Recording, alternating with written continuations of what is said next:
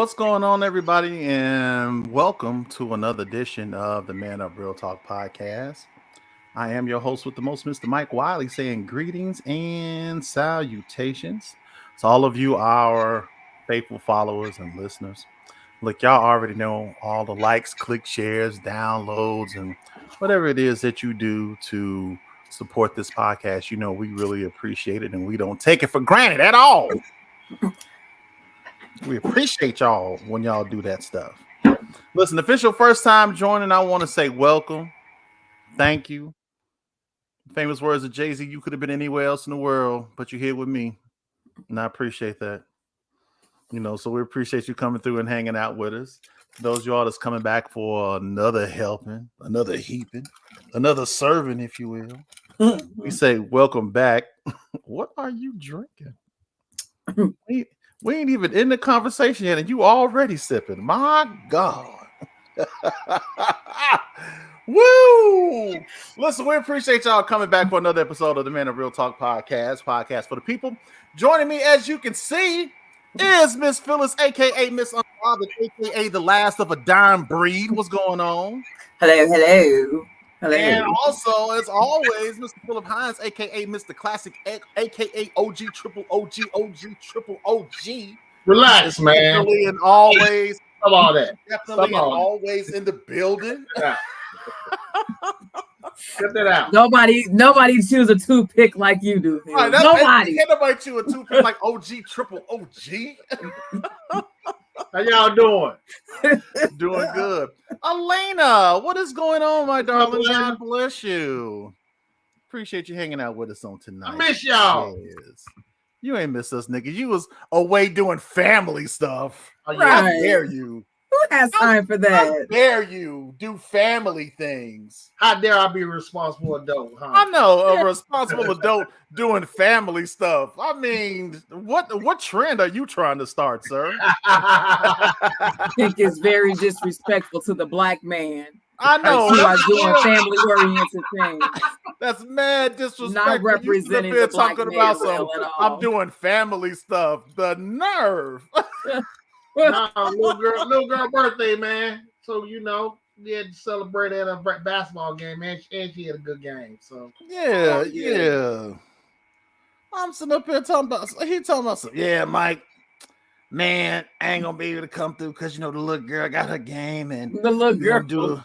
We're gonna do it. Yeah, he don't call her name. The little girl, and they gonna do a little something for a basketball game, and then we're gonna do a little something. I was like, oh, okay, so I ain't gonna be able to pod tonight, man. I was like, it's all good, man. I said, go ahead and do the family stuff. I understand. All right.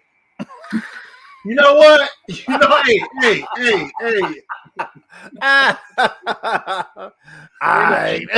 Don't do that. That's how you be. Hey, man. Hey, listen.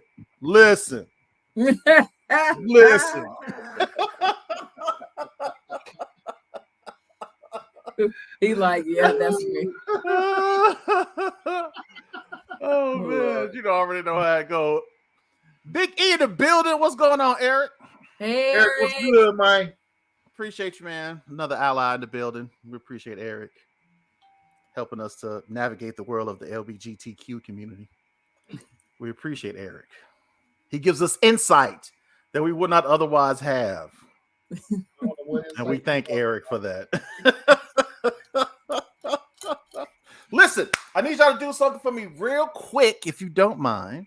For those of you that are here now live, I need you all to like, tag, and share this video. Please, we got a conversation tonight. Mm-hmm. Let me see if I can pull this meme up real quick. Because I saw this, boy, and my spidey senses started tangling. I said, oh, no, we ain't doing that. Let me see if I can pull this up. But listen, while I'm doing that, if you guys can do me a favor and like, tag, and share this video, it would be greatly appreciated. I mean, look, you guys have been doing fantabulous recently. Thank you. I mean, Thank you. We've had some great activity with the videos. I mean, y'all commenting, y'all liking, you guys are sharing. I appreciate that because that helps. It helps the algorithm. Like I think on one video, we had over 100 views.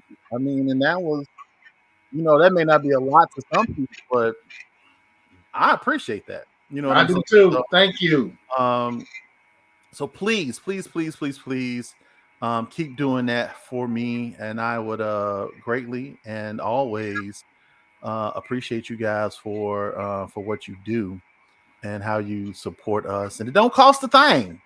I mean, Yeah. it's $3.99 up in this piece. Mike, can I say shout out to our faithful followers? Did I not already do that? I mean, They might not be that super big. People look for big followings and all that. So I'm in petty mode, Mike. I know. I'm loving it, Phil. I'm here for it. I'm inviting it. Let me open the door. You in petty? Okay, hold on. Let me get you the camera there. You in petty mode? I'm just saying. No, You on camera. Go ahead. I'm good. I don't need the camera. I'm not gonna be petty today. No, man, go ahead. You do it. Do it. Consistent following. You know what I'm saying? Man up. Thank you all for following us. Being consistent with us. Our following might not be as big as some people might need it to be. But if you need if you think your following bigger than ours, then you should need our following. Oh, geez, Phil. Now listen. That was that. I told you I was being petty. Take me on camera. That was last week. I'm not even entertaining that. You know what I'm saying? I mean, look. Here's the thing. If you followed us for any amount of time, I have never.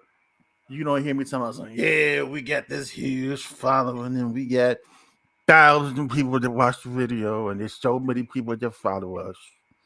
And it's just I can't even walk out my door without tripping over a follower. I mean, it's like you've never heard me. Why are you laughing? You've never heard me. You've never heard me be on that. But I've always appreciated the followers that we've had. Thank you.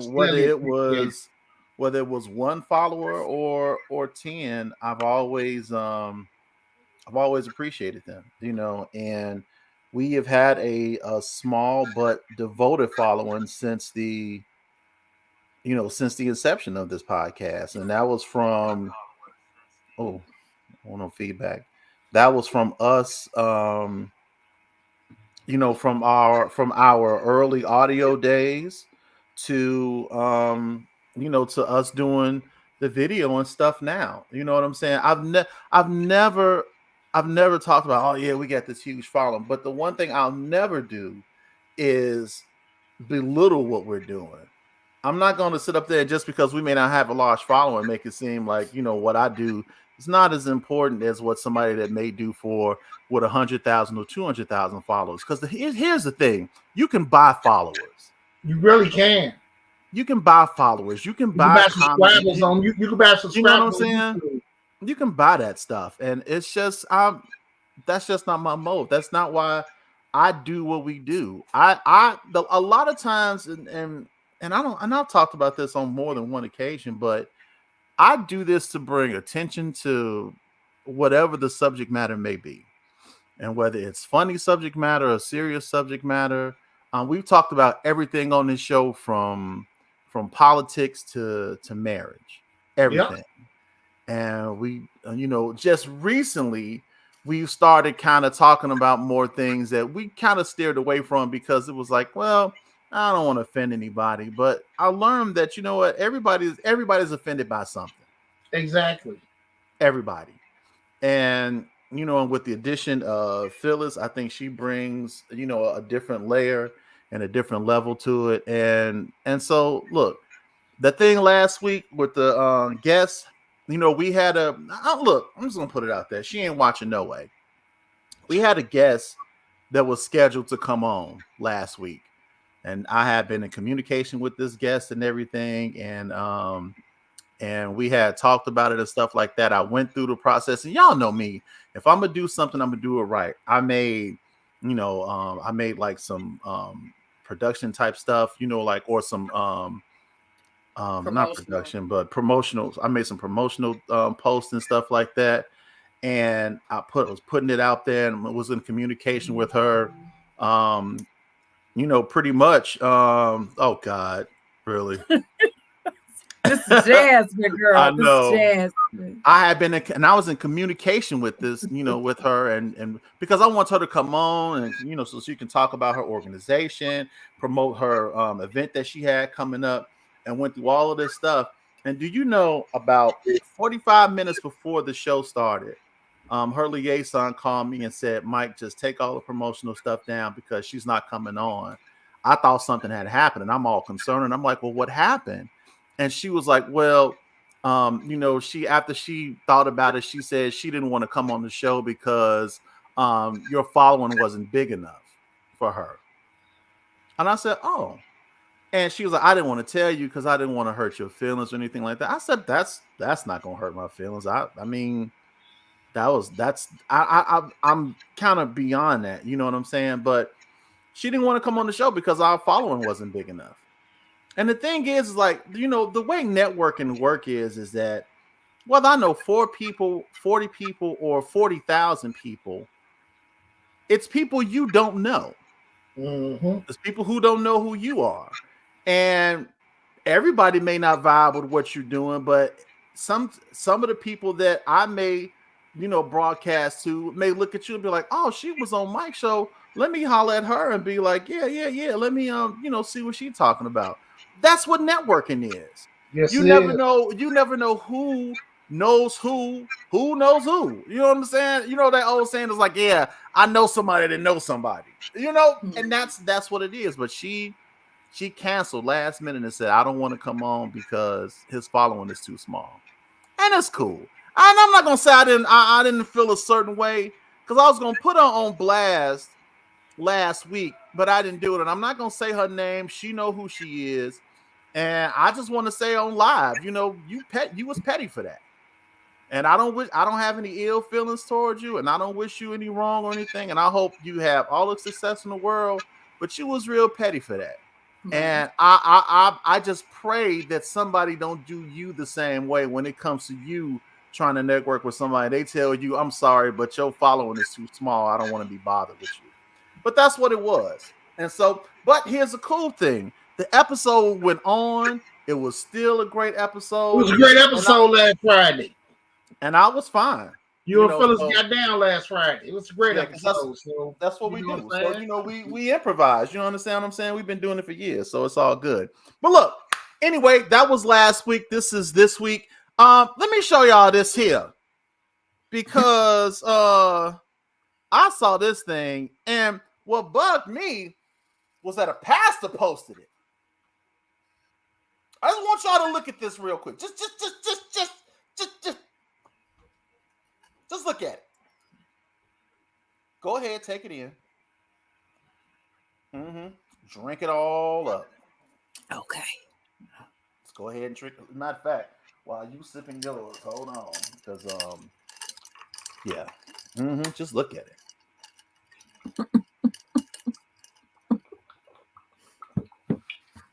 Sips too. Woo, Lord. So I saw a pastor post this on his page, and it says, as you guys can clearly see, Delilah was not Samson's downfall. His lust was. It was his lust that was the reason why he ended up in the position that he was in with Delilah. And I was like, all right, it is what it is. Whatever. That didn't so much bother me. I'm going to tell you what did bother me. What bothered me is all the comments that was on his post. All of them. And there was comments like, "Thank you, Pastor, for posting that. Thank you, Pastor, because you're right about that. I've been saying this for years. I'm glad somebody was brave enough to say this. The church isn't ready for this conversation. All right. Since the church ain't ready for this conversation, I figured we'd have that conversation tonight. So let's talk about that thing. Was Samson's lust the reason that he was caught in the situation that he was caught in? And look, and we all know the story of Samson and Delilah. He still accomplished what he was supposed to accomplish, right? Although it cost him his life. But Delilah wasn't the cause of Samson's downfall. It was his lust. Now, before I chime in, I want to get y'all opinion. And chat, if you please chime in and let me know how you feel about that. Those y'all I'm just gonna put it back up here again. I'm gonna add it back one more time. Delilah was not Samson's downfall. His lust was. You know what that's like? That's like saying Eve wasn't the reason we had issues in the garden of why we got kicked out of the Garden of Eden. But don't nobody want to have that conversation. Don't nobody want that one. Don't nobody want to talk about that like for real, for real. So I'm gonna let y'all breathe. I'm gonna breathe and come down, and I'm gonna let y'all go. Phyllis, I'm ladies first. So and you the woman, you the woman on the show.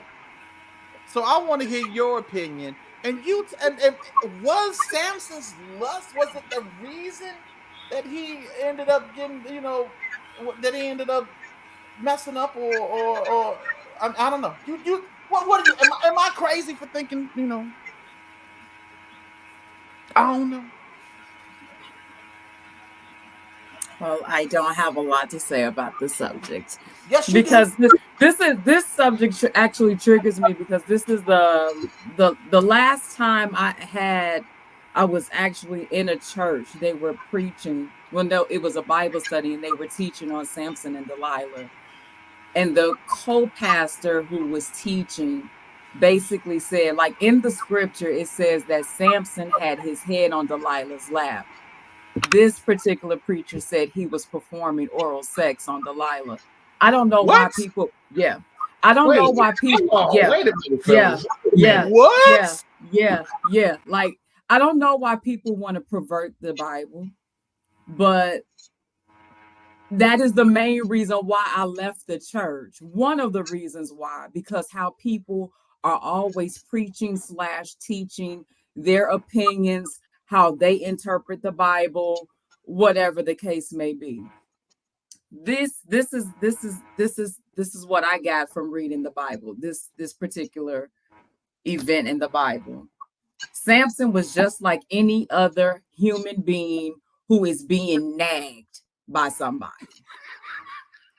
Whether you are a parent with a child, whether you are a spouse and your partner is nagging, he was in a vulnerable moment, right? How many times did he not tell her the secret to his strength, right? At least three and times. When he was in this particular, what they're talking about now, like the climax of it, he was resting on Delilah. His head was resting on her lap. He was tired, right? What is it that we do when our kids come to us? Mama, can I go outside? Can I go outside? Can I go outside? And we tell them 1,000 times, no, you can't. You didn't do your homework. You got bad grades. You didn't clean your room, whatever. Then they conspire with their friends. Hey, go ask my mama if we can go outside, right? Mm-hmm. And then they come. Can I go outside? Can I come outside? No, you can't go. But then you get on the phone, right? And you're having an intense conversation or a serious conversation. Your child has caught you in a vulnerable state. And you're trying to figure out a solution to the problem that you're discussing. And your child comes up to you for the umpteenth time. Mama, can I go outside? What you gonna do? Yes. Go outside. Have your butt back by the time the lights come on. If you come in before then, you staying in. In that moment, you're going to eventually give because you are tired of being nagged. Delilah was nagging the hell out of Samson. And he got tired. And he basically said, it's my hair. Okay? It's my hair. He was tired. She caught him in a vulnerable stage. She caught him in a vulnerable state. And he was tired. And he was like, look, I'm tired of this woman asking me what my strength is. She think I don't love her. Let me just go ahead and tell her because I love her. Baby, it's my hair. Samson just, it wasn't lust. He was just tired of his nagging woman. That is all. Interesting. I like it. Philip Hines, sir. Was it his lust that ended his life? Mike, you know, lust? No, Mike, I don't know nothing. Mike, you know she lined them up for the Philistines. Come on now, let's be real.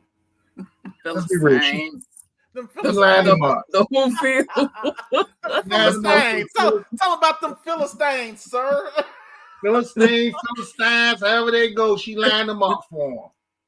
You know, she was sent there to do that. You know what I'm saying? Her assignment. She was sent there. She was sent there to do that. And I'm with Phyllis on that, but I would still say that a little of it is trust because she gained this trust because it was 3 times she asked her, right? It was 3 or 4. Mm-hmm. I can't remember. It was 3 times. Yeah, and and to be honest, Mike, come on, we're married. You know what I'm saying? I mean, somebody keeps saying something to you over and over again, eventually you're going to break down, and that's what happened to him. And he so happened to fall asleep, and guess what? Clip, clip, clip, clip, clip, and hey. But the assignment was he lost his life in it, but the assignment was completed. But he was tired of her sitting back, steady asking him, and he felt that he can trust her with his secrets.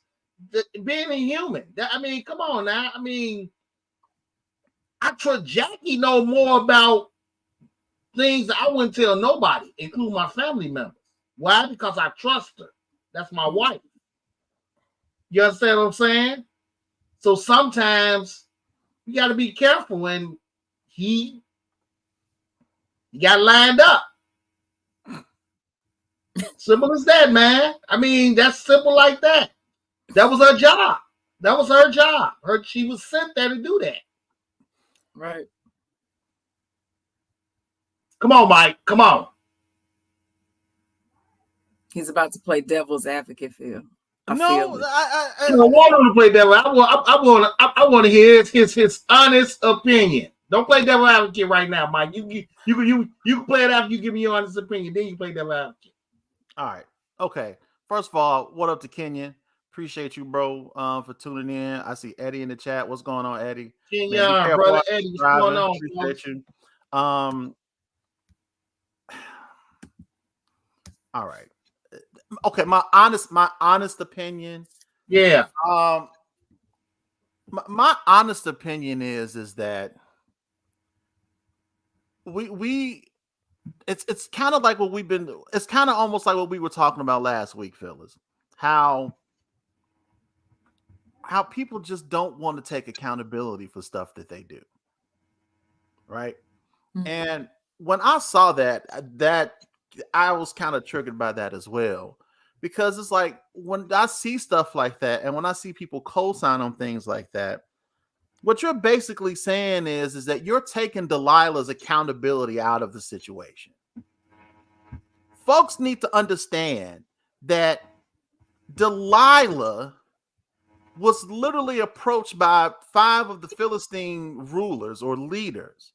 And they each said, listen, Delilah, we need to know what's the secret to Samson's strength so we can catch this dude because it's too strong. We need to know what his weakness is. Exactly. If you can find out what his weakness is, what we will do is we will each pay you 1,100 shekels of silver. Mm-hmm. Now, 1,100 shekels of silver roughly translate into about $3,500 in cash, right? You got 5 people giving $3,500 in cash. That's almost about, I don't know, 16, maybe anywhere between about 17 to $18,000, right? So they given Delilah $18,000 to find out what Samson's what Samson's weakness is. So let's first of all acknowledge the fact that she was on a mission. Yes. Her job was to find out what Samson's weakness was. Yes, sir. Right? Now, I saw somebody say this earlier. I think it was Elena. She said, yeah, there you go. The reality is he didn't have common sense. Here's the real reality. The real reality is that Samson was a man. That's all he was. There was nothing in the Bible, for you Negroes that want to get biblical, there was nothing in the Bible that says Samson lusted after Delilah. I don't know where they got that from, man. I mean, that's the part, Mike. Not trying to cut you off, but that's the part that's irritating. When you taking stories like Samson and Delilah and Adam and Eve to try to justify one specific sex, you either a male or female to justify. No, man, ain't with that. Right. Yep, 18 bands, 7 Come on, 18 bands instead of what, man? Look, chicks will do that for next to nothing nowadays instead of doing it. So just think about how much that was back at that time. You was buying sheep for like what? I don't know, maybe a shekel. I don't know how much the sheep cost, but the fact of the matter is that she was gonna be straight after that. So that's established. She was getting paid to do this. So now her and Samson hook up. They talking and everything. Now here's where Samson was stupid. Because the nagging part plays real good into what Phil was saying, because she was nagging. Listen, baby. Now I know you real strong, and I'm sure she was stroking his ego among other things. Yes, sir. She was like, "You real strong." Tell him what he want to hear. You got all that scrimp. I see you throw that boulder across the street. Stop saying it like that, Mike. What's the secret? What's the secret of your scrimp? I just want to know. Why you so strong? And you know what Samson did? He told her a lot. He told her something bogus the first time. He said, now look, if you really want to make me weak, you got to get these twigs and wrap my arms up and bound me together. And if you do that, man, I'm done. So she did it. Called the Philistines and was like, yo, I got him. Philistines came through and he snapped that stuff real quick and was like, whatever. Took them out. Now she mad. Because she's like, you know what? Why you playing with me though? You know that wasn't even your weakness. Are you gonna sit up there and lie to me and say that was your weakness? But I mean, I'm just saying. And he's sitting up there laughing, like, girl, you know I'm just playing. You know I'm just messing with you. That ain't my real weakness. I ain't my okay then. So then why you provoking me? You making me look bad in front of people and stuff. I mean, for real though, like what's your real weakness? And he laying up there and she's, rubbing his chest. Probably running her fingers through his hair at the time. And he said, you know what my weakness is? If you put a certain thing in my hair and braid it a certain way and do this, that, and the other, that'll make me weak. And she was like, for real? And she did it. Called the Philistines the second time. They came through. He was like, psych, I'm killing all y'all. And he did. Now here they are laying up again. And she mad. Why you do that again? You making me look bad in front of my friends and stuff. I told him that you was weak, but clearly you ain't weak because you so strong. And she massaging his shoulders, stroking his ego once again. And he liked this girl. Matter of fact, the Bible said that he loved Delilah. Yes. Loved Delilah, not lusted after. The Bible said that he loved Delilah.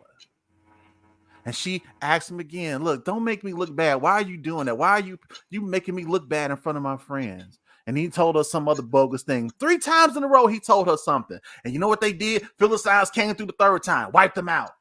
And she's mad. Why are you making me look bad?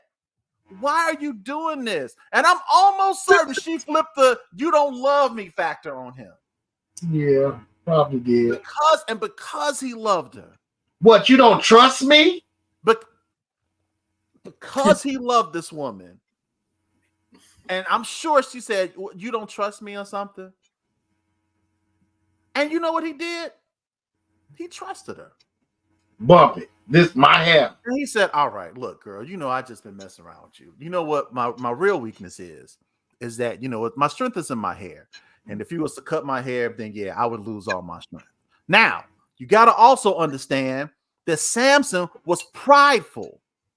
And he really thought that even if they cut my hair, I'm going to still be strong, not realizing that, no, you won't, goofy. And she cut his hair in the middle of the night. Now, I was a little tweaked by that because I'm like, did she draw this nigga? Because I'm like, I can feel somebody, I can't feel you cutting my hair. No, she put him sleep. She put him sleep real good. Yeah. She about put it on him real good. Put him sleep real good. Yeah, she did. She about did. I'm just saying, Delilah. She about was caked up for real. That's why he stayed. Why he just can't be a man that sleeps hard? I know people that can like Noah can sleep through. Noah slept through a literal tornado that we had. Phyllis. Why does it have to be? Why? I'm just saying, like, why do people always have to take it to the extreme of perverting what actually happened? Like, that's not what happened. That nigga was asleep. He was asleep. He was tired. He was tired. What was he tired from? No. What was he tired from? Y'all not gonna do my homeboy like y'all not gonna do my homeboy like that. Oh, he was tired. Because let me tell you, the most relaxing thing is when people are playing in your hair. I don't know about y'all, but I like when people play in my hair. It's relaxing. So while she playing in his hair, she cut this hair off at the same time. No. Yes. I don't know how it went. I don't know how she cut it off while he was asleep. I'm just saying. I don't know how he was put to sleep. As you that man got some good Z's. Get some good Z's. 11 in the morning. He probably came home. He probably came home and poured him a tall glass of rum and coke. I don't know. They had some crown back then. Hey, baby, give me a crown. No, because you don't want to tell me what your scrimp is. He probably had some Paul Massanos or Grand Marnier. I don't know. But y'all just automatically think that, oh, she put that good on them. Like, y'all perverting it. Like, stop doing that. Okay. He was asleep. That's it. He was asleep. I'm just saying.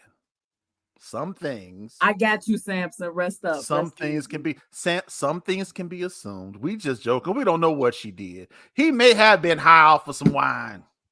He may have just been tired from fighting Philistines. Yeah. Shit. I'm tired. Just thinking about it. Mm-hmm. He said he may have been tired fighting Philistines, Mike. Yeah, he was tired of fighting them Philistines. You know, Delilah was a Philistine. I'm not gonna win this one. I'm not gonna win. Delilah was a Philistine. So Delilah was a Philistine. Fighting off a Philistine. He was tired of fighting. Mm-hmm. He was tired of fighting. All right, come on, pull it back, man. We can go to hell, man. Okay. I'm so now he done told us. Y'all gonna knock the bottom out of hell, but y'all pull it back. Go ahead. So now, thinking about what we was talking. Now let's put it back. Let's come back. Okay. All right. So now here we are. After they've been together, whatever, and I saw somebody mention pillow talk earlier today. Listen, that pillow talk is something else. Ladies, you already know. Let's not try to pretend that y'all don't know how to get stuff out of your man. You already know how to do it. And when is the best time to ask him to do anything? When he's tired and sleepy. No, man, stop that. Stop it. Now you stop. You sip that tea all you want to, but I'm keeping the kingdom in here. I'm keeping the kingdom too. Look, you talk about keeping the kingdom. You ain't never look. She talking about keeping the kingdom. Phil, she obviously has never read the Song of Solomon. I'm just saying. I know he was something else. Look, I Hey, need to man. take a slip from that one. Song of Solomon is a R&B mixtape. Let me tell you, I would have been a link in his chain because I was like, you better write that poem, baby.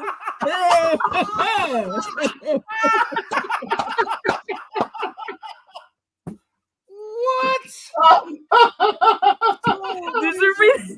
Did you read that poem? Solomon had that title. I was like, oh my God.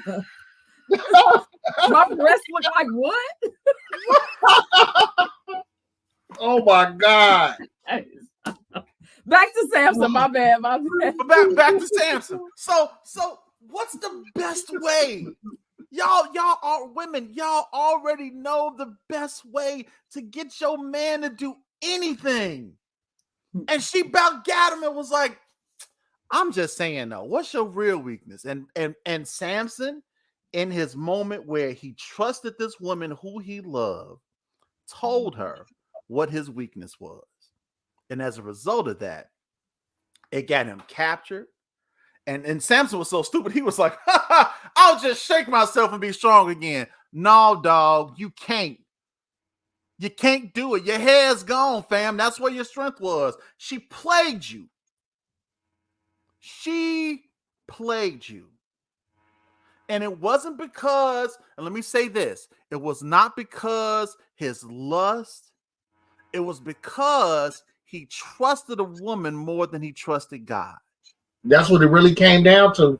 That's what it came down. Yep.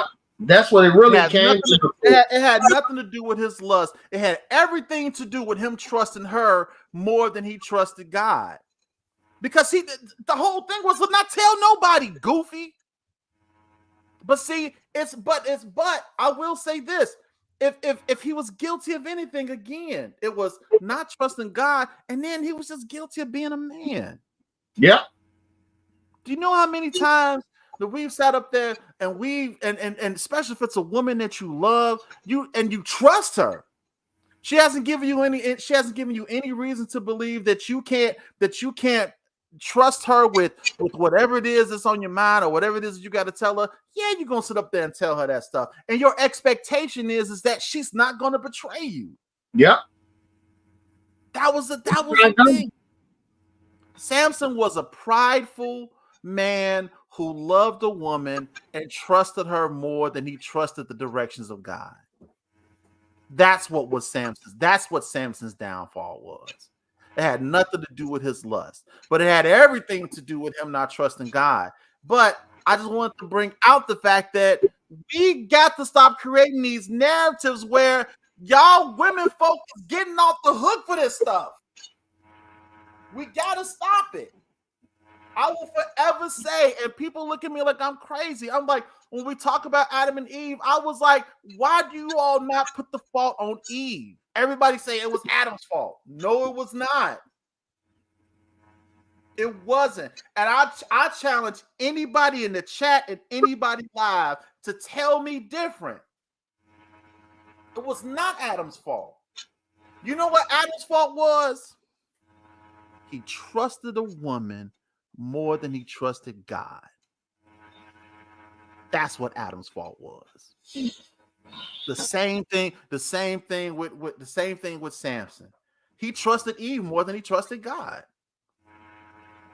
And we've all fell into that situation. That's the crazy part. We've all fell into that situation.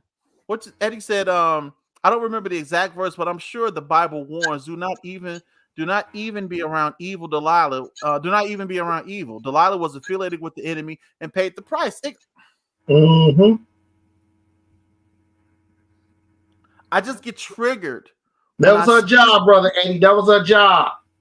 Yeah, I get triggered when I see stuff like this because you're taking away accountability, and then you're trying to make it seem like the situation was just so simple, and it wasn't. It was more than just him lusting after a woman. And I hate that. And I hated the fact that it was a pastor that posted it. And I hated the fact that out of the 50 or so comments, 80% of the comments was in agreement with it. So basically what they saying, Mike, his downfall was because he was a horny dog. And 80% of the people that agree with it was women. Of course. I'm just saying. And I'm not, and please miss me with the misogynistic comments and all this stuff. And Mike, you hate women and you bash women. That's just, I literally grew up in a house full of women. Literally. I have said on more than one occasion, if God made something better than women and orange juice, he kept it for himself. Ram. I'll drink to that.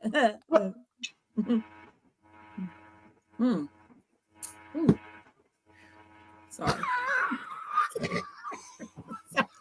Sorry.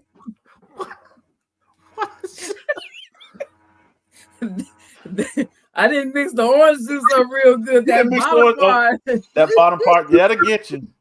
But that being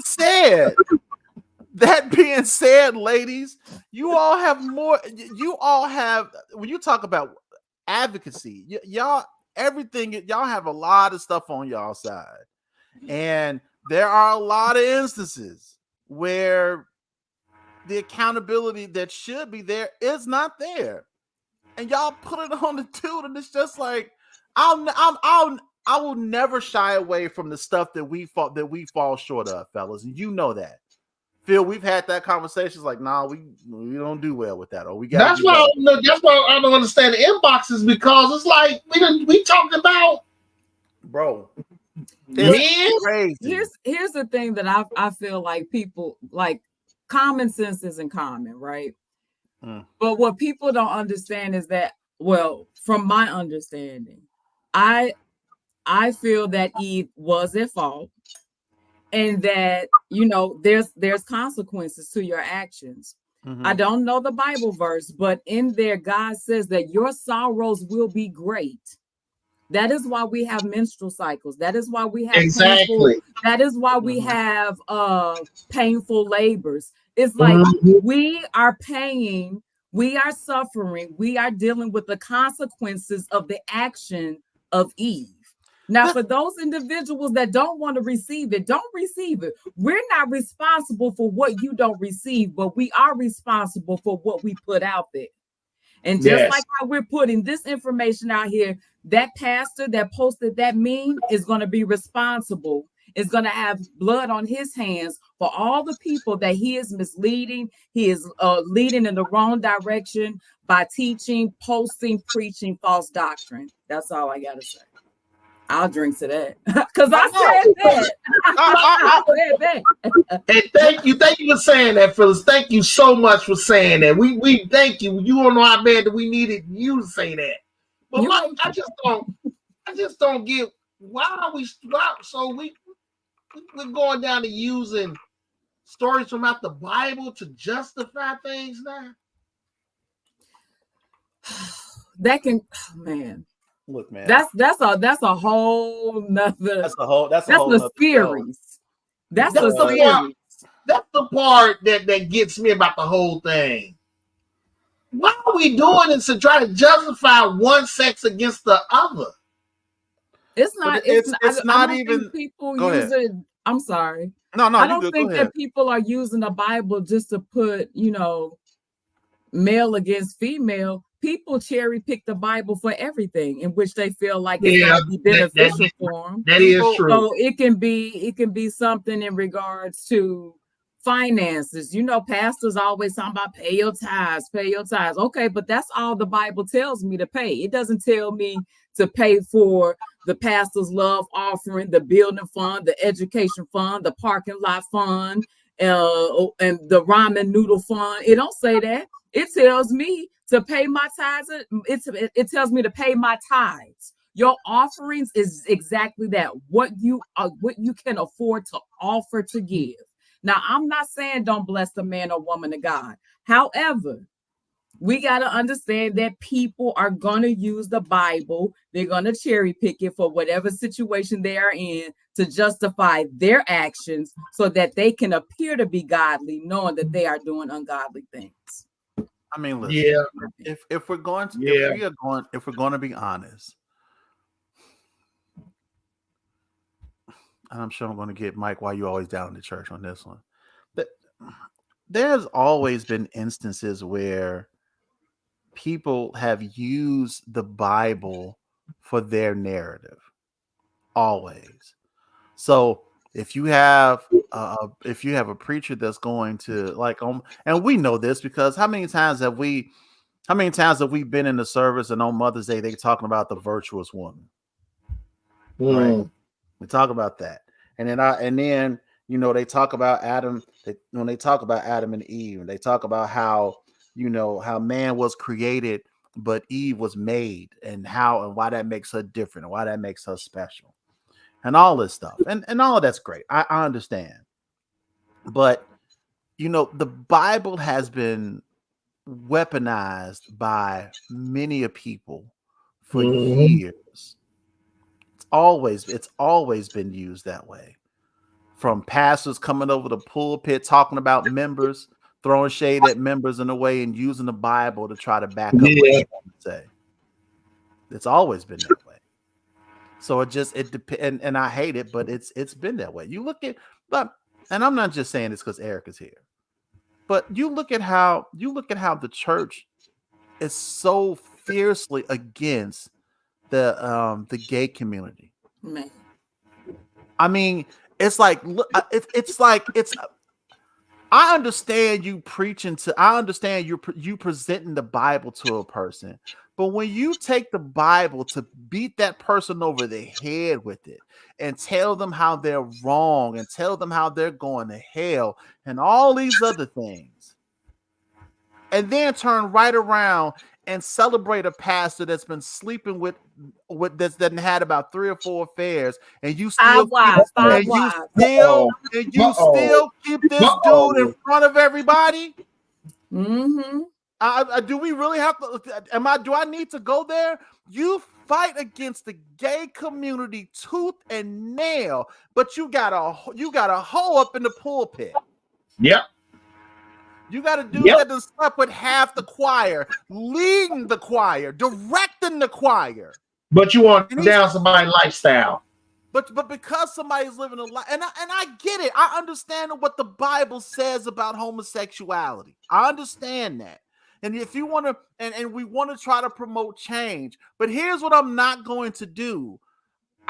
Me personally, I don't have a heaven or a hell to put anybody in. None of us do, Mike. So I can't condemn you for your lifestyle. If that's the life that you choose to live, that's something that you and God that's something that you have to work out with you and God. I don't know what your relationship with the Lord is. That's right. I know some gay people that have a better relationship than some of y'all so-called heteros. Let's just be honest. Amen. So when I see how the people try to use the Bible when they weaponize it for a narrative and when they weaponize it to try to drive their point across, I hate that. And it makes me think twice because it's just like, man, I see why people sometimes reject the church because we are so hypocritical. Yeah. We're so hypocritical when it comes to some things. And that's one of the things. And it's like, I see that all the time. I see it all the time. And I'm not saying that, like, listen, gay community, y'all got some issues. We just gonna say y'all got some issues. Mike got a little Eric, man, this is your fault, Eric. Mike got a little ally, and now Mike just ain't backing down now. No, but Eric, listen. Wait. What? Why Eric say, Mike on fire, not the gay type either. What? You know what? See, this is why. This is exactly why. This is why. I love it. This is why. Let's be honest. There's a law of confession.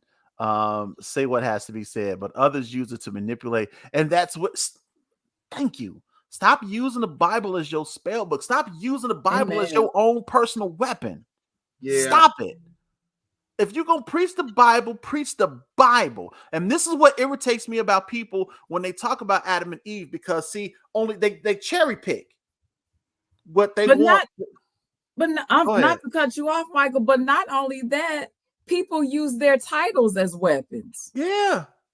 Absolutely. Because I'm the pastor, what I say is right. Because I'm the pastor, I'm closer to God than everybody else. I'm the shepherd over this flock.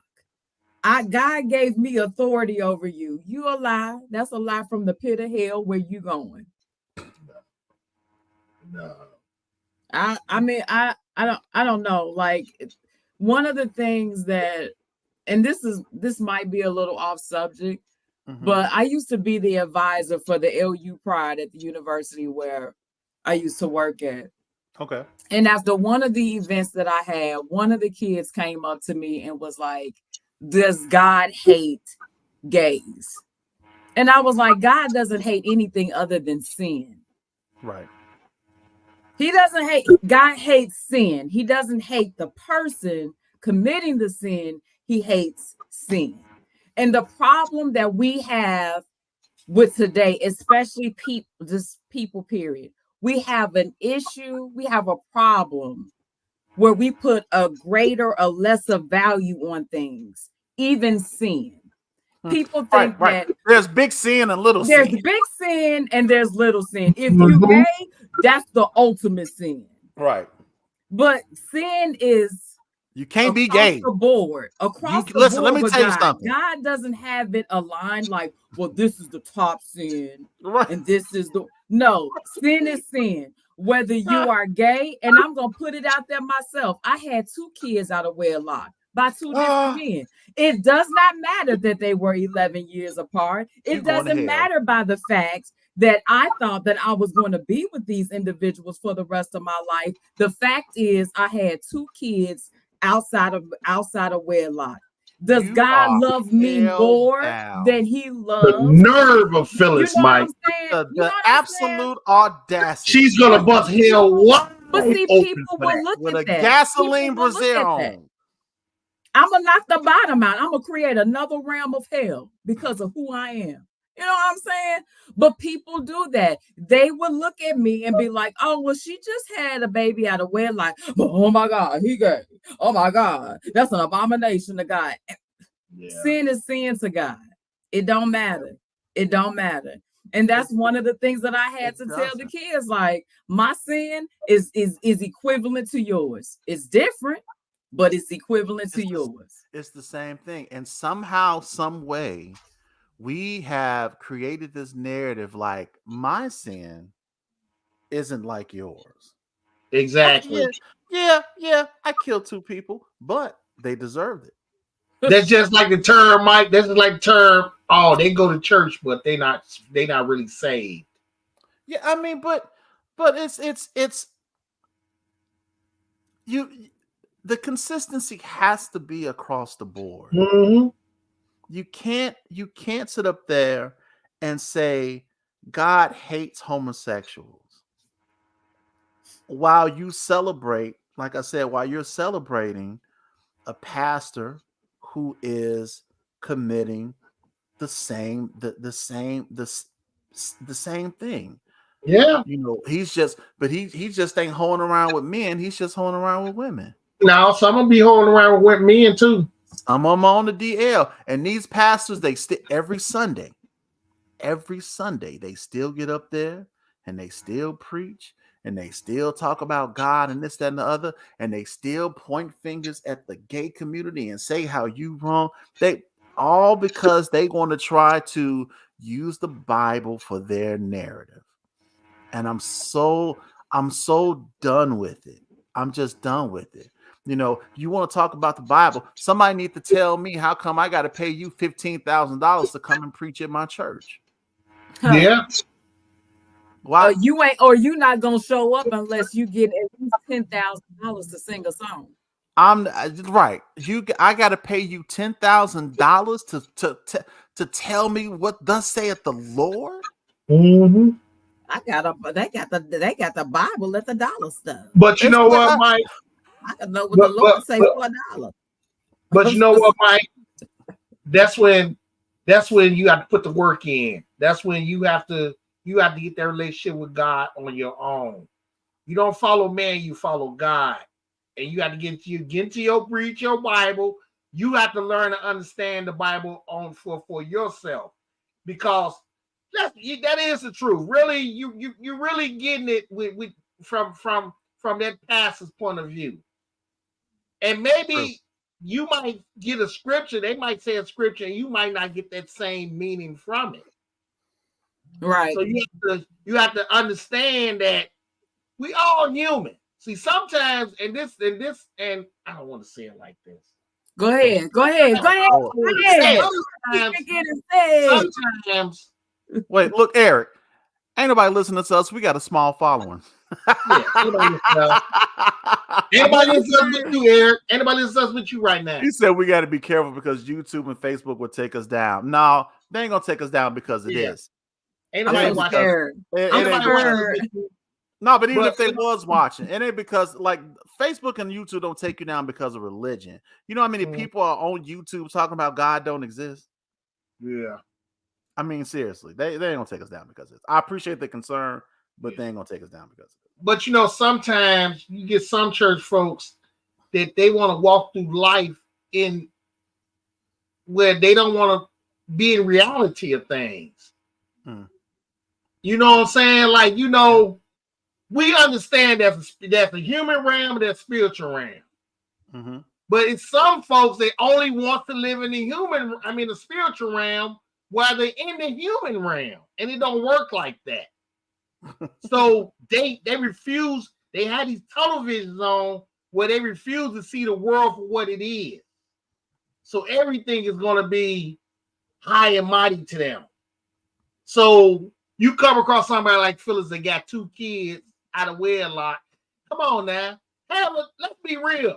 Half of these women in these churches, man, are single mothers with no man with no man in sight.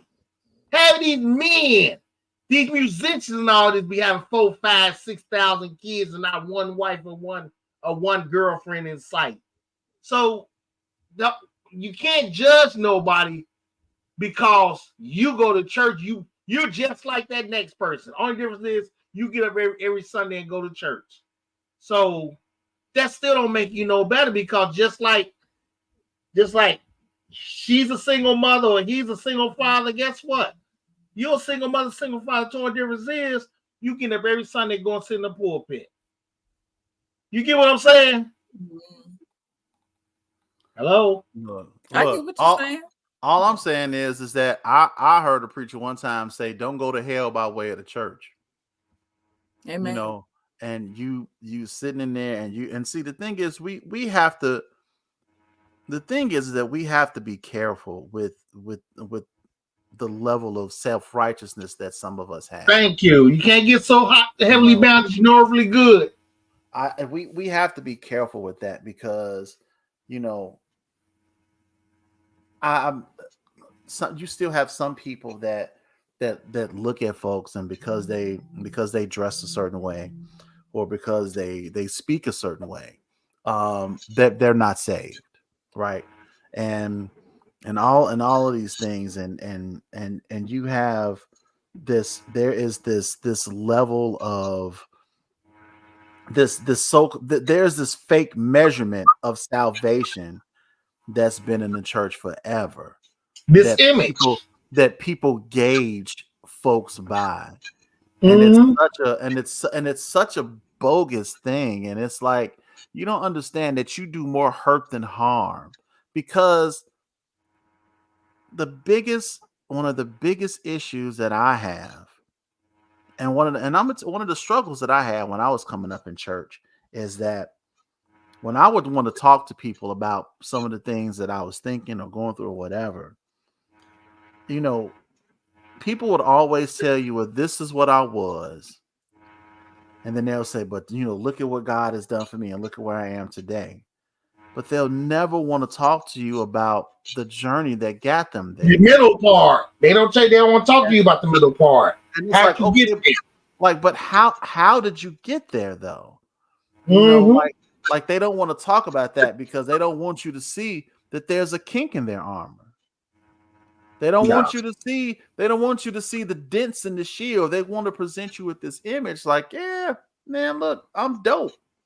And like to talk about the things that you went through is a bad thing. If the Bible says that we overcome by our testimonies, how then are you helping people to overcome whatever it is that they're going through if you don't want to talk about it? Yeah. So you have a lot of people that come into the church and they have questions. They legitimately have questions and concerns, but the way we make them feel, they don't ask those questions because they don't want to be looked at a certain way. Yes, sir. They don't want people to look down on them and say, "Oh, well, you really you don't love the Lord because of this, that, and the other." One of the biggest one of the biggest struggles I had in church when I first started, when I first seriously started going to church and seeking the Lord is my struggle with secular music. And for a while I had stopped listening to it altogether. And I remember they were really making it seem like, oh man, it was like they were saying it without saying it, that it was like a sin to listen to secular music, right? And I was like, wow. And so so what happened was that I would start asking questions. I'm like, well, okay, for you married folk, do you play music when you like at home with your wife and stuff like that? Ain't nobody getting in no doggone Liberty by Yolanda Adams, man. Come on, man. If you do, what music are you playing? Are you playing? So we getting into you saying Are you playing Jesus is Love while you that's what I'm saying, man. Blowing her back out? And it's just like, I need to understand these things. We get it into Tomorrow by the Winans. Right. While she's stroking your ego, you up to singing Tomorrow. Woo! Baby, get right. Hey, baby, look here. Listen, put on that red lingerie set that I bought you, and throw on that Millions Didn't Make It by the Winans. Millions didn't make it. Go put on but I was, baby. Come on, we gonna get in. He saw the best in me, right? You talking about? Hey, do that thing that I do that. Home, put on that 12 play, man. Look here, girl. Do that thing that I like. Do that thing that you do that I like. We fall down, but we get up. Y'all turn the red light on and then put on that Take Me to the King and it's on. Tuesdays on time. Tuesdays on time. I'll choose our few. Oh, wide awake. But we're right. Oh my God, man. Wait, look. And he said it's a threesome with you, me, and Jesus, baby. It's about to be fire, like in the furnace with the Hebrew. Oh my God, man. We're gonna put on some Young Just Asking My Name and it's going down, baby. Just come out to He Wants It All. Love me with your whole heart. He wants it all today. Oh my God. Look, you finna get this work, girl. Enlarge my territory. Y'all going to hell, and I ain't going with you. Enlarge my territory. Oh my God, man. Ooh, that was a joke that I could have said, but I wouldn't have been kingdom with it. You can get this to work with that touch. his wife sitting there like, please enlarge it, Jesus. Enlarge. Oh no. No. Sorry. Oh Hey, Mike, no. look, Mike. If she played to talk about she didn't enjoy herself, you put on some "Be Grateful." Baby, when she done, she gonna put on the benediction, like, may the Lord watch between me and thee. Oh man.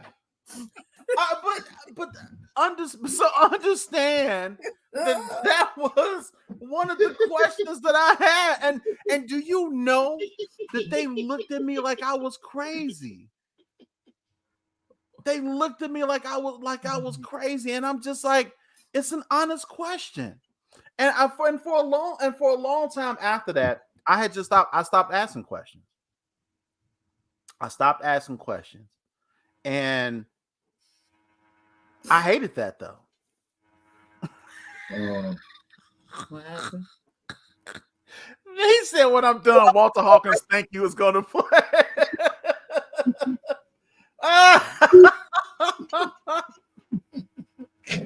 Coming to the room ain't got Phil. She coming to the room ain't got nothing on. You sitting up there some. What is this that I feel deep inside?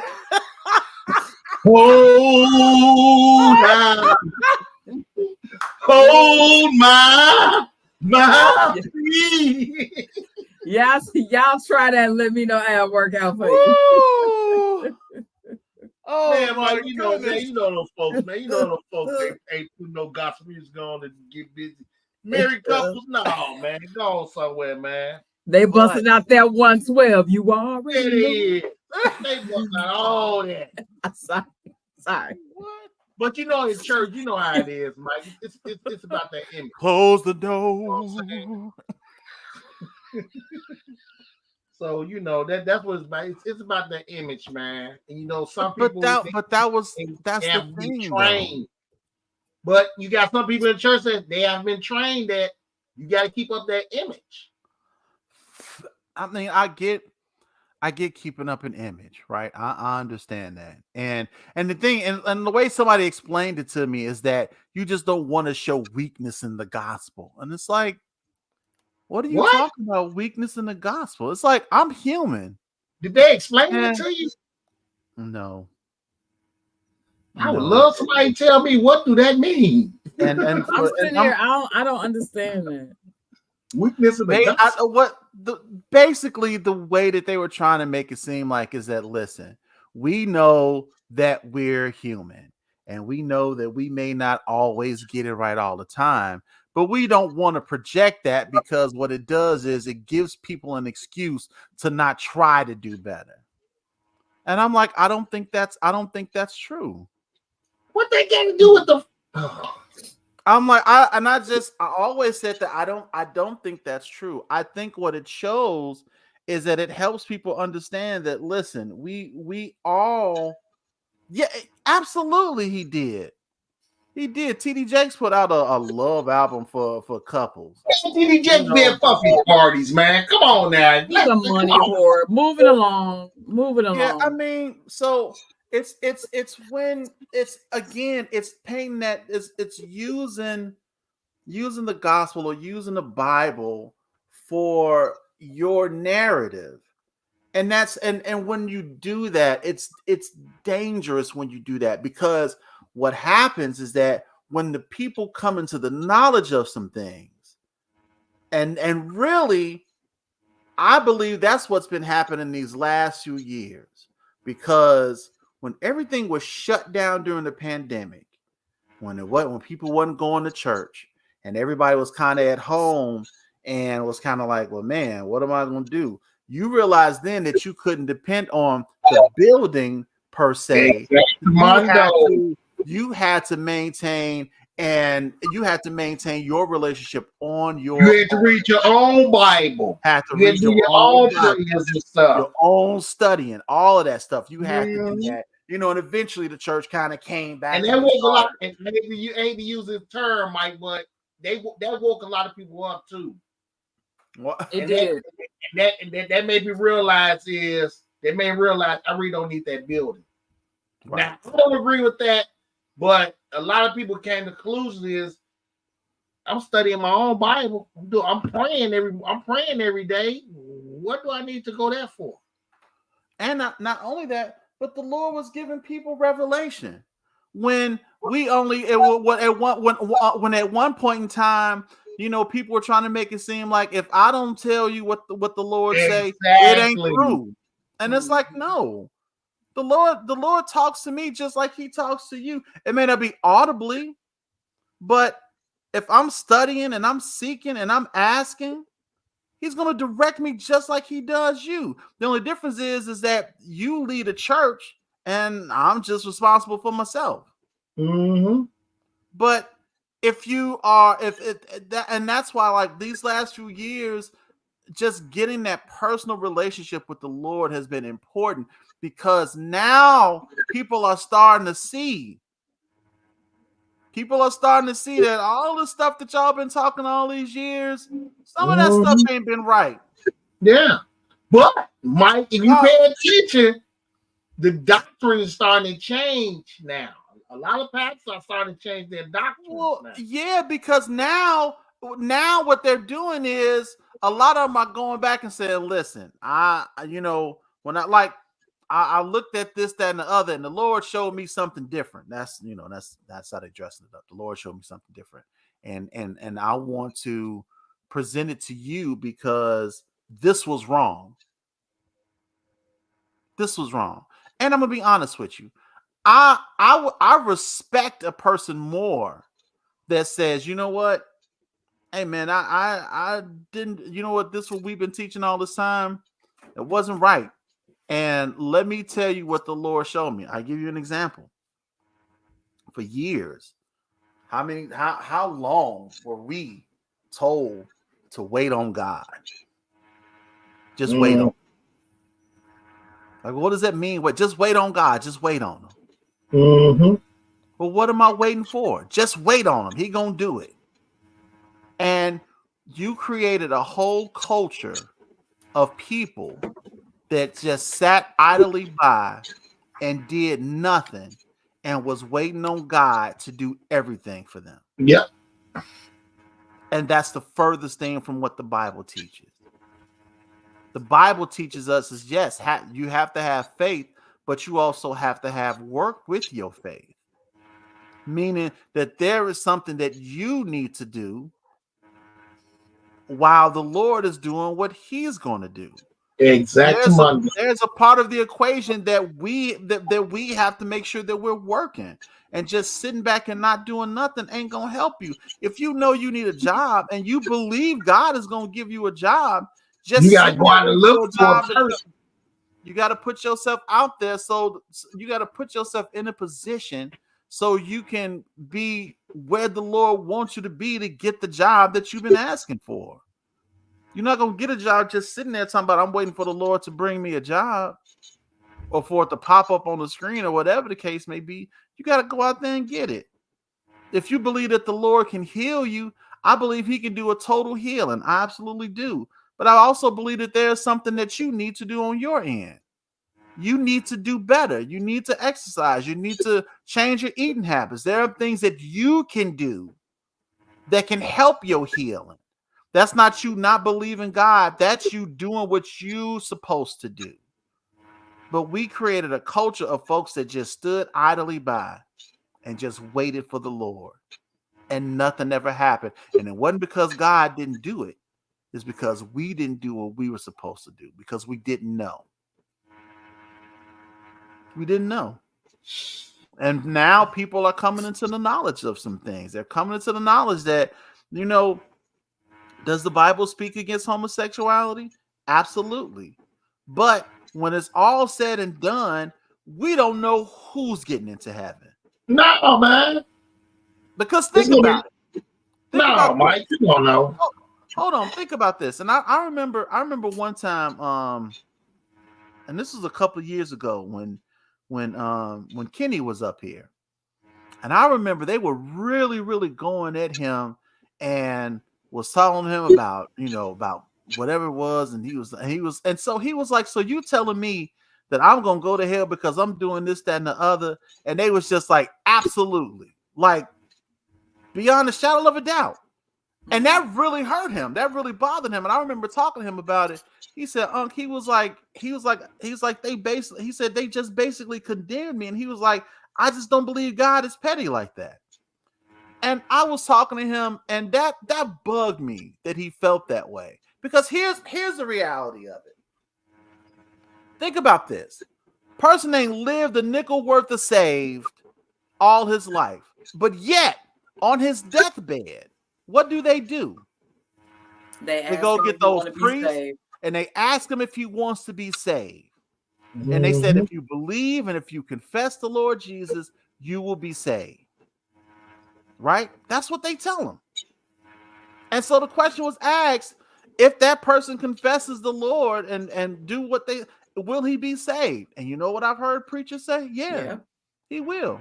But they say if you die in your sin, you're going to hell. I'm like, so where does grace come in? Right. And so, but then they'll turn right around and say, you ain't going because of this, that, and the other. Here's the reality of it. God can, at any point in time, switch this thing up. If that's what we believe, if we believe that God is the beginning and the end, the Alpha and the Omega, the author and the finisher, if we believe those things, and if we believe that he can save a person on their deathbed who has never confessed, who has never believed, and yet here they are taking their last breath, and they say, I believe, I confess, then you're saved, and you believe that God is going to save them, then why would he not consider the person, and why would he not consider somebody else in their ways? You know what that's like? That's like if I tell the boys, like if they were little, and I say, listen, if you don't do this and if you don't do this, then this is what's going to happen to you, right? And this is the law that I laid down. This is for sure. Mom tells them the same thing, right? And now they do everything that I tell that. Look, they follow it to the letter. But now, what if they don't? And they come to me and Dad, I didn't do this, I didn't do that, or whatever. Ultimately, I can still decide whether or not I'm going to render punishment, or if I'm going to render correction and be okay with it, right?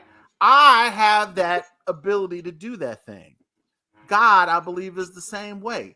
I know he put the law out there because he wants us to live the best that we can live, but ultimately, he chooses who goes, if that's what we believe. So if he picks how are we so quick to condemn people? How are we so quick to tell folks where they're going? I'll be laughing and be like, when at everybody's funeral, well, I know that they looking down on me. No, you don't. This person was terrible. He looking up like, hey, that's what he doing. He ain't looking down. Stop telling that lie. I know he's looking down on me right now. No, he ain't. He these thugs. No. Remember though, thug means truly humbled under God. The devil is alive. What? Who told you that? Who told you that? This nigga that sat up here and killed 50-11 grandmas, and you got angel wings and a halo on him on your shirt. That nigga is in hell. Put a horn on him and give him a pitchfork. He is in hell with the rest of them. Yes, he deserves to die, and I hope he burned in hell. Why did I know she was going to go there?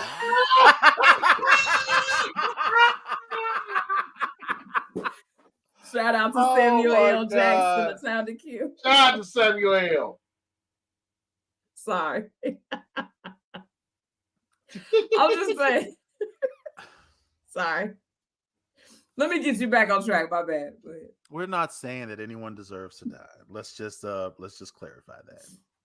I don't know what Uncle John did. I know I am sick of you niggas wearing t-shirts talking about some free my boy Sticky Fingers because he ain't steal nothing. Yes, he Let him did. stay right where he is. Let his Let him ass stay. stay Let right him, where he is. let him stay right I'm where safe he because is. he ain't on the Yeah. streets. Let him stay Let him right where let he him, is. let him stay there. That's why I say every shooting victim is not a victim, man. That nigga deserve what he got. All the dirt. It's called karma. Listen, Hey, all of us are victims of our actions and our decisions. And it all goes back to Samson. The decisions that Samson made is what led to his quote unquote downfall, if you want to call it that. I'll say demise because he did ultimately die in the end. But it wasn't because he was lusting. It was because he really just had trusted a woman more than he just trusted the instructions of God. And it should be a lesson to us that, we got to be careful. We have to be careful and we have to be mindful. If the Lord gave you direction, follow that direction, man. yes, sir. Just follow it. I know sometimes it don't always make sense, but if he gave you direction, it's for a reason. And it's normally for a good reason. I've never followed any direction that the Lord has given me and it's led me astray ever. So you got to be mindful of that. And then you also want to be and also take accountability for your actions. Take accountability for your decisions. Because when you look at where you are in life, that ain't because of what other people did. It's because of the choices that you made. Yep. It's because of the decisions that you made. And if you look at it that way, then you can ultimately change your outcome. Because just like your decisions and your choices got you where you are, your decisions and your choices can put you someplace else. So we got to start taking accountability for our actions. And in this particular instance, be mindful of the direction that the Lord has given you so you don't end up with a chick cutting your hair and then a building falling down on you.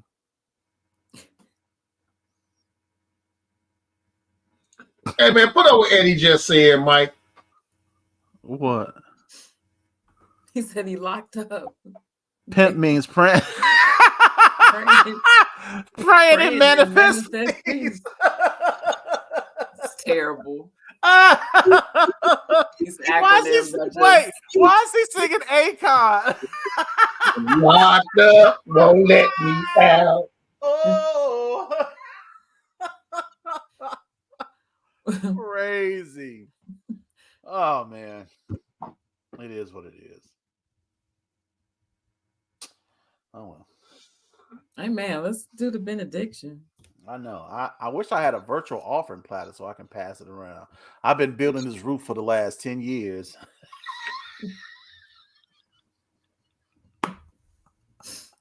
Pastor, how we coming on the roof, girl? We 50% the way there. Is he saying Teddy? Like Teddy Pendergrass? No, I think that's his son. Oh. You talking about some Teddy? Oh, Jesus. Forgive her, Eddie. She don't know. I'm like, who's Teddy? Yeah, that's one of the boys. Got it. Sorry. Hey Teddy. Appreciate y'all. Eddie and Teddy. Look, Eddie hey, and Teddy. I love that show, man. Let me say this for those of y'all that are still watching and then may come back and it's Teddy. Teddy P. Look, his boys has a show that come on. I think it's either Tuesday or Wednesday, and it's called Your Edition Generations. And they talk about different subjects. It is the most manic thing that I have ever watched. But I love every minute of it because it is just brothers sitting there talking about things. And it's like they go through about 20 topics, but somehow, some way, they bring it all back together. And it's just I love watching them, man, because I didn't have brothers coming up.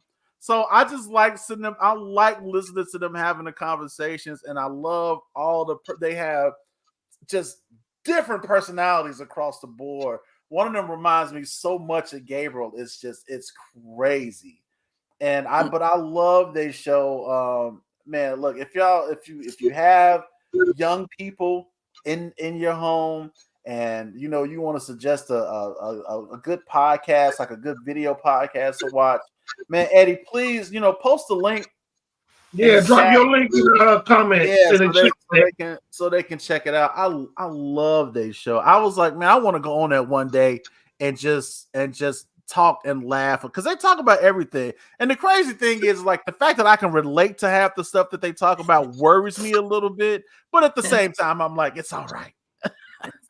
Because I'm just as crazy as they are. They were talking about some stuff, like, I remember this one show they were talking about different weapons, like it was a cheese gun and some other stuff. I was like, that cheese gun would be legit though. It was just off the wall things, but I was like, hey, I can relate, man. I was able to relate. So I try to catch them every time I can. And they normally have good stuff on. And they talk about like they have real topics too, that they talk about. Like they were talking about the impact of social media, and that was a really good thing. But I like that they have it's a broad spectrum of things that they talk about, and they just talk about it from a young perspective. And it's like different ages. Oh yeah, the world domination episode, that was like one of my favorite episodes, because I swear the whole time they were talking, the only thing that kept going through my mind was Pinky and the Brain. It's like, because they always came up with these crazy harebrained ways to take over the world. But that was actually really good. I enjoyed that.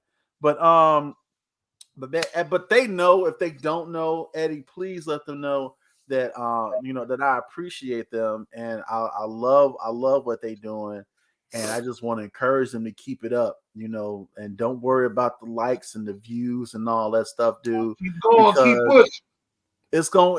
Look, we've been doing this for it'll be 7 years come May of next year, and people be like, why y'all still do it? I don't know.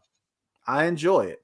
And I enjoy coming on. I enjoy coming on here and having these conversations, and I enjoy the back and forth with the chat, and even with the co-hosts and everything. I just enjoy it, because some of these conversations need to be had, and a lot of people just don't talk about the stuff, whether it's they're afraid to talk about it, or they feel that they may be alienated because of how they feel about a certain thing. Ain't no judgment on here. You know what I'm saying? We don't run away from topics, Mike. No, we don't run away from it. You know what I'm saying? And there are a million other podcasts out there. And I don't know, man. I just wanted to just be. I look at us like we try to be a voice of reason in times of the unreasonable. That's how I look at it. And if one person can walk away from this conversation and be like, that makes sense, then I feel that we did our job, because it's so much craziness out in the world, and there's so many things and so many ways that people try to spin things to make it fit whatever it is that they're selling. Every now and again, somebody got to say that's dumb, or no, or can we let's think about this thing. Let's look at it from a logical point of view. And that's what we try to do, and that's where the real talk aspect come in from it. But listen, we've been rambling on now for an hour and a half. Phyllis got to get up out of there because she got to play Uber and pick up the nephew. I appreciate you. You looking good, by the way, too. I don't know why, but you have this. I'm getting some New Jack City vibes from this. Somebody knows baby. Yeah, somebody knows something. More like Nina Brown, but okay. Money knows something. Yeah, I'm getting some New Jack City vibes from that look. I appreciate it. I'm about to go pick up my son and push a little weight in these streets. I push rhymes like what?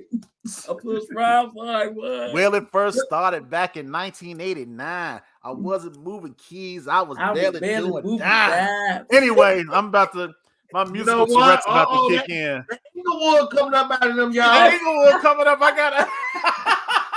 Let me stop. That's that young 69th Street coming up Man, there. I got a pocket full of stones. All right, Man, let that me stop. UGKs go hard, man. I ain't gonna lie. We Man, need to listen. have a karaoke night. Yo, I'm down for the karaoke night, man. We got to do something. Listen, keep posted because we're trying to get a live event for March of next year. And I mean where people can come out, we're gonna network, we're gonna have music, we're gonna have vendors, and we're gonna do a live show like in front of an actual audience. That's the goal. And I'm trying to get that together. We're gonna see how it's gonna work out. So y'all pray, man. And look, if it's to be, it's to be. And if not, then we'll try to figure out something else. But that's been my goal now for the last few years to do a show in front of an audience, just to work that out. But we're gonna keep y'all posted on that when we're gonna make that happen. The goal is to kind of do it around March, so we'll see. But look, that's gonna be it for us on tonight. We appreciate those that hung around for the entire show. Those that had to leave, we still appreciate you popping in. Those that's going to come back at a later time and watch it, we appreciate you too. Remember to like, tag, and share everybody that you know that may be interested in this conversation. We appreciate all the love that you guys show and all the support. And that's pretty much it. Listen, it's 9 days until Christmas. Oh Lord, that's crazy. Yeah, man. It's like 9 days until Christmas. I haven't even started Christmas shopping. I'm Christmas ashamed of myself. Listen, I have not started. Let me say this and I'm gonna let y'all go. My heart was glad earlier today because I asked the boys, I said, man, listen, I'm sorry. I said, I haven't even asked y'all what y'all wanted for Christmas. I said, man, things have just been, it's just been what it is, what it's been this year. And Gabriel was like, I haven't even thought about that, Dad. I was like, well, I want to get you something. And Michael was like, man, we 22 and 20. He was like, what you gonna get us? And I was like, what you want? He was like, nothing. He said, man, we could do late Christmas. He was like, listen, Mom said, Mama's been on this thing where Christmas is not about gifts, it's about experiences. He said, so, if we're going to do something, let's do something. He was like, let's just plan something to do for Christmas. I said, you the real MVP. But that did me so good that they was just like, we get it and it's cool, man. Ain't looking for no gift. Let's just do something together. Your boys growing up, Mike. They growing up, man. They growing up, and I look, and Kelly did say that. She said, Mike, it's not about gifts. It's about making memories. I said, okay, just remember, I got you something last year. That's all I'm saying. remember that. Remember that. How about that? But look, it's 9 days until Christmas. I think we'll probably do next Friday. I don't know. I'll let a post. I'll put a post out there either way. But because it is coming up to the holidays. If not, we'll definitely catch y'all for New Year's. But I'll make sure that I put it out there. But that's it for us on tonight. Phyllis, feel anything before we head out? Nope. I think it'll be a good idea if we had like some feedback from our viewers. As far as like topics they would like for us to discuss. That'll be absolutely. If you guys have anything that you would like for us to talk about, please don't hesitate to put it in the chat or hit up me and Phil on Facebook. Phyllis ain't on social media, but I can always relay it to her. I'm so sorry. I said, girl, you got to keep up with the topics. I mean, I'll be like, what happened? I was like, did you want to find out? She said, who is that? I was like, and she said, Mike, I'm not on social media. And I am not on social media. I'm sorry. It's all good, though. I still love her. I don't hold it against her. Thanks. So look, that is it for us on tonight. We are about to get out of here. You all stay safe. Enjoy your weekend. And on behalf of Miss Phyllis and Philip Hines, until we talk again, my friends, y'all get 2 fingers to the side. Make sure you holler at your boys because we out. And your girl. And make sure you holler at your boy and your girl because we out. Peace. Peace.